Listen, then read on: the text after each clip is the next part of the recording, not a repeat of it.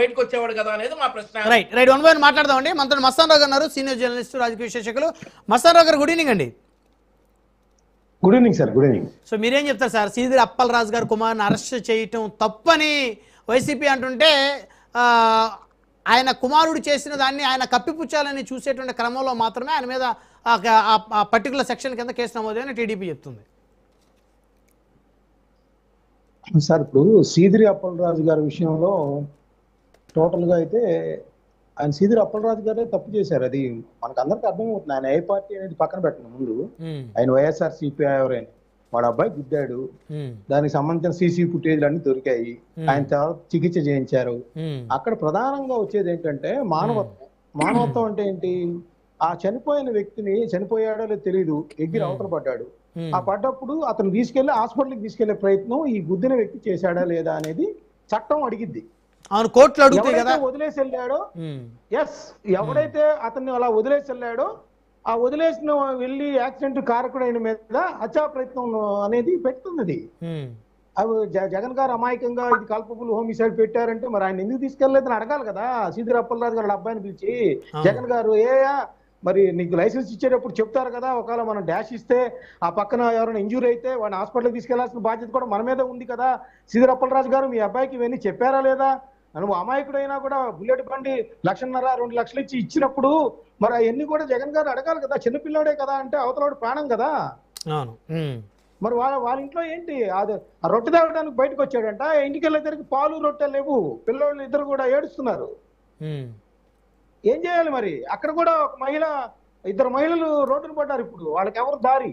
మానవత్వం ఎక్కడికి పోతుంది? పోనీ చట్ట ప్రకారం కేసు పెడతామా అంటే చిన్నపిల్లోడి మీద మత్స్యకార మాజీ మంత్రిని చెబుతున్నారు. మన కూడా అంతే. అక్కడ కొన్ని ప్రసార మాధ్యమాల్లో మీరు ఇందాక అడిగారు కాబట్టి చెబుతున్నారు సార్. ఇప్పుడు నేను ఇందాక మీరు క్వశ్చన్ వేశారు ఇందాక డిబేట్ లో, ఈ కులాల ప్రస్తావన చేయకూడదండి అని. కస్టడీలో కాపు యువకుడు మృతి. కస్టడీలో కాపు యువకుడు ఏంటండి? ఒక యువకుడు మృతి, తర్వాత ఆడి క్యాస్ట్. ఇప్పుడు మనమే ఒక ఇంజురీలో ఏదైనా సీరియస్ అయింది అనుకోండి, మనమే యాక్సిడెంట్, మస్తాన్ రావు అని రాస్తారా, లేకపోతే క్యాస్ట్ ముందు రాసి అది రాస్తావా? ఎక్కడైనా పేరే కదండి, పేరు ప్రొఫెషనే కదా. కాదు కాదు, ఇప్పుడు వచ్చినాయి కదా. ఇప్పుడు బీసీలని లేకపోతే ఎవరైతే ఆ క్యాస్ట్ ఎస్సీ అని కాపు అని ఇట్లా ఎందుకు రావాలి? ఎవరైనా నేరం చేసినోడు నేరాన్ని అంగీకరించాలి. నేరాన్ని ప్రోత్సహించేవాడు కూడా నేరస్తుడే నా దృష్టిలో. నేరాన్ని నేను ప్రోత్సహిస్తే నేను నేరస్తులే, మీరు ప్రోత్సహిస్తే మీరు నేరస్తులే. అవును. అక్కడ జువైనిల్ అంటే చిన్నపిల్లోడు అని చెప్పేసి జువైనిల్ హోల్స్ ఎందుకు పెట్టారండి? మనకి జువైనిల్ హోల్స్ ఎందుకు పెట్టారు? చిన్న పిల్లల్లో కూడా మీరు ప్రేమ ఖైదీ సినిమా చూసారా? వాడు రేప్ అటెంప్ట్ చేస్తాడు హరీష్ అనేవాడు మాలాశ్రీ మీద, తీసుకెళ్లి జువైనిల్ హోమ్స్ లో వేస్తారు. అంటే చిన్నపిల్లలుగా ఉన్నప్పుడు నేరాలకు పాల్పడితే వాడి యొక్క భవిష్యత్తు చాలా పాడైపోతుంది, వాడు సమాజానికి ప్రమాదకారిగా మారతాడనేది పాయింట్. అంతేగాని చిన్నపిల్లలు కదా రౌడీ షీటరు, చిన్నపిల్లలు కదా అది గంజాయి అమ్ముతాడు, చిన్నపిల్లలు కదా మనం అని అంటే అది ఎవరన్నా కూడా ఏ పార్టీ వాళ్ళు ఆ విధమైన కామెంట్ చేసినా కూడా అది ప్రజల్లో లేదా చిన్నపిల్లల్లో విద్యార్థుల్లో వేరే విధమైన ఇండికేషన్స్ వెళ్తాయి. దాన్ని మనం అందరం కూడా గమనించాలి. అవసరమైతే ఆ పార్టీ రాజకీయ నాయకులు కానీ ఎవరైనా వాళ్ళ ఓట్లన్నీ పక్కన పెట్టేసి పిల్లల భవిష్యత్తు అనేది, ఇప్పుడు అక్కడికి వెళ్ళారండి ఢిల్లీలో హింసాత్మక వాటిలో పాల్గొన్నారు, వాళ్ళ మీద కేసులు పెడతారు. ఎవరు చిన్నపిల్లలను వదిలేస్తారా? ఎట్లా వదిలేస్తారు? వాళ్ళు చేసిన పనులు చాలా అధ్వానంగా ఉన్నాయి కదా, వదిలేస్తారా? ఇవాళ వాంగ్చుక్ ప్రధాన డిమాండ్ ఏంటో తెలుసా అండి? ఇవాళ ఇప్పుడు చెప్పారు 1 గంట క్రితం, ఆ చిన్నపిల్లలు ఎవరైతే విద్యార్థులు ఉన్నారో వాళ్ళ మీద కేసులు పెట్టకండి, వాళ్ళు తెలియక రాళ్ళు ఇసిరారేమో, ఏదైనా పాల్పడ్డారేమో, అవన్నీ కుదరవు. చట్టం అంత పని చేసుకుపోయిద్ది.